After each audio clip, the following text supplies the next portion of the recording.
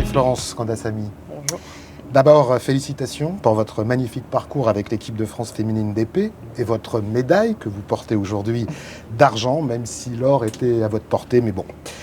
APG a été parmi vos partenaires lors de ces Jeux Olympiques et nous sommes très heureux de vous accueillir aujourd'hui sur la terrasse des bureaux d'APG France. Merci. Permettez-moi de rappeler quelques informations concernant pour mieux vous connaître. Donc Marie-Florence, vous êtes d'origine martiniquaise et guadeloupéenne. C'est ça. Vous êtes née le 26 février 1991 à Paris. Vous découvrez l'escrime à l'âge de 7 ans, C'est ça. l'épée, au Paris Université Club. Dès vos premières années, vous impressionnez par vos bons résultats, au point d'obtenir une dérogation afin de concourir avec les catégories des cadets alors que vous êtes encore minime. Vous obtenez votre première médaille internationale en 2014 au championnat d'Europe de Strasbourg en décrochant la 2e place. Vous participez à vos premiers Jeux Olympiques à Rio en 2016. Vous devenez ensuite vice-championne d'Europe en 2019 et médaillée d'or par équipe aux Jeux européens de Cracovie en 2023. Et vous devenez, la même année, championne du monde en individuel à Milan. En 2023, oui. En 2023. Et palmarès quand même très impressionnant. Puis arrivent les Jeux Olympiques à Paris, en France, où vous réalisez avec vos coéquipières de l'équipe de France d'épée un parcours brillant, en battant entre autres en quart de finale la Corée du Sud, puis en demi-finale la Pologne, vous permettant d'affronter l'Italie en finale. Alors cette finale a été particulièrement intense, indécise, tellement indécise que vous irez jusqu'à la mort subite, un moment de grande pression. Et malheureusement pour l'équipe de France, c'est les Italiennes qui auront le dernier mot en décrochant la médaille d'or. Oui. Rappelons que malgré la défaite, cette médaille d'argent est un résultat historique pour l'équipe de France féminine d'épée. Ça fait Voilà, 10 ans. j'essaie d'être le plus complet et le plus bref possible sur ce portrait, mais si vous voulez ajouter quelque chose, je vous en prie. Depuis la dernière, juste pour la médaille par équipe, ça fait depuis un petit moment quand même. Depuis Laura Maureen qui avait ramené une médaille à la maison en équipe. Donc bravo, et c'était bien plus que ce soit en France. C'est 2004, je crois, si je me souviens bien. Je vais vous poser la première question.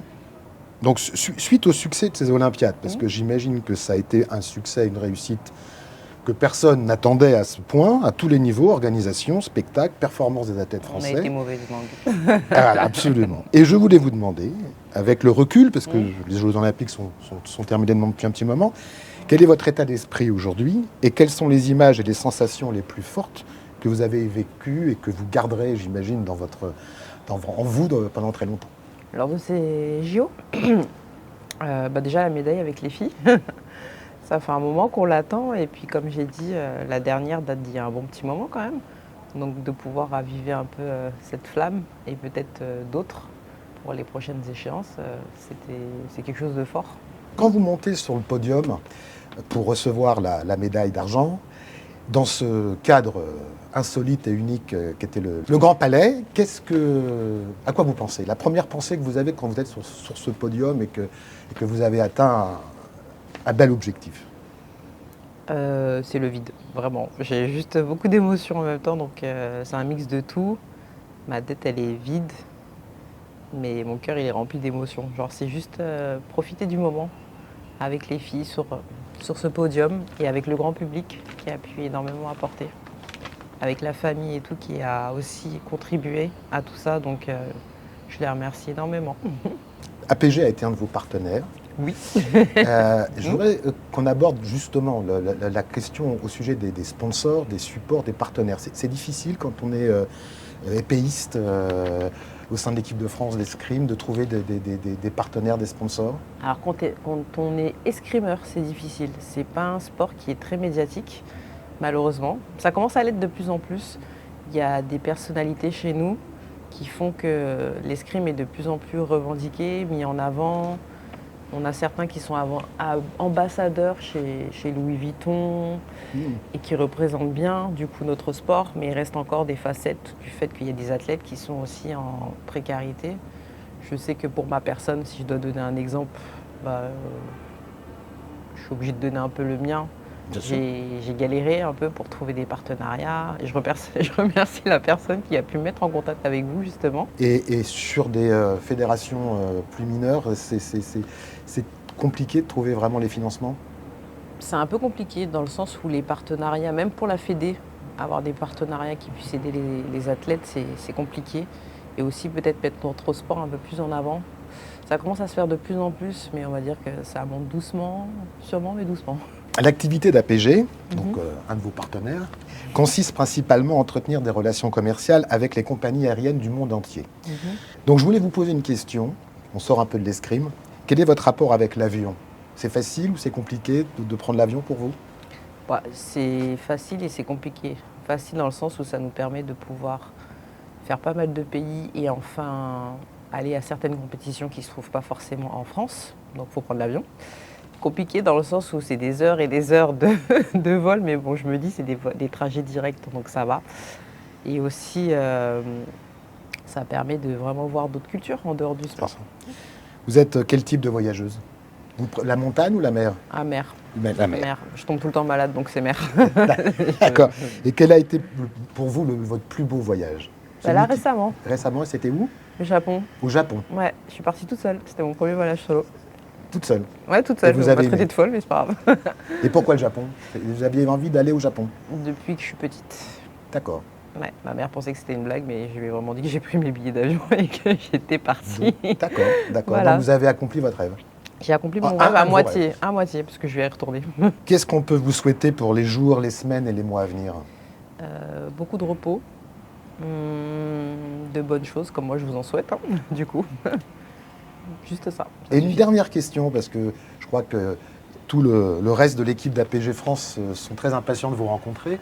Une petite dernière question que je voulais vous poser, pourquoi l'épée plutôt que le sabre ou le fleuret? Alors déjà, j'ai commencé au fleuret en vrai. Ouais. Ça n'a pas du tout matché, parce que je faisais que des contre-attaques. On va dire que la contre-attaque, ça fait partie de... Il y en a un peu au fleuret, mais il ne faut pas qu'il y ait de... Enfin, il y a une espèce de reprise de fer. Donc si on se fait reprendre le fer, on perd le point forcément, alors qu'à l'épée, c'est direct. C'est être touché ou touché, et je faisais que des contre-attaques. Et on s'est dit que j'étais épiste. Voilà comment j'ai fini à l'épée en gros. Vous avez rêvé toute petite de manier l'épée? C'est quelque chose qui a commencé très tôt? Le sport, ça a commencé tôt pour moi. Oui. J'ai fait différents sports, si je dois répondre plutôt comme ça. Et c'est plutôt mon père qui a rêvé pour moi. Et il a bien rêvé apparemment, donc merci papa. Oui, bien sûr. Parce que comme on dit, il y a toujours des gens derrière, des personnes importantes qui nous poussent et qui nous permettent de réaliser ses rêves. Donc c'était le rêve de mon père qui est devenu le mien au fur et à mesure. D'ailleurs, la compétition, c'est quelque chose sur lequel je voudrais revenir parce que je voudrais savoir qu'est-ce qui se passe contre les Italiennes. Est-ce que vous les aviez déjà battues? Vous les avez déjà jouées?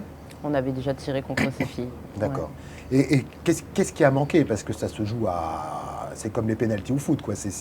La mort subite, c'est à la fois terrible et vous étiez très très proche. Je trouve que c'est pas si terrible parce que des morts subites, on en a gagné, mais ça se joue pas sur un point, ça se joue sur toute la continuité d'un match. En fait, un match, c'est pas une personne, c'est 4 filles. Donc c'est plusieurs matchs avant d'arriver à la fin pour arriver à cette mort subite en fait. Donc pour vous dire que ça s'est joué tout le long, de rien. On aurait pu gagner, certes. Ça n'a pas été le cas, mais cette médaille d'argent, elle vaut largement de l'or, dans le sens où c'est des années de travail. Bien sûr. C'est des années d'accomplissement avec différents coachs, la famille qui pousse derrière, différentes choses qui se passent dans la vie de chacune et de chacun, parce que c'est beaucoup de sacrifices, mine de rien.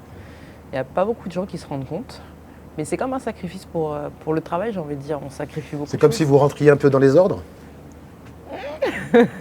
C'est une vraie question.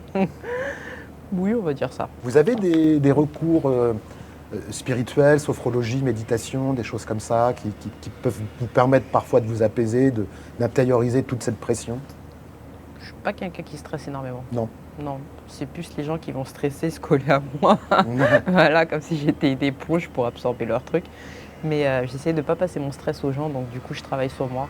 Vous dégagez une certaine sérénité, c'est vrai. Ah, c'est gentil. C'est gentil. Je vous remercie, Marie-Florence, pour m'avoir accordé un petit peu de votre temps. Et puis, on va vous supporter pendant toutes ces années qui vont venir jusqu'aux prochaines Olympiades à Los Angeles. Et cette fois-ci, vous ramènerez l'or. Bon, on va toucher du bois, écoutez. Voilà.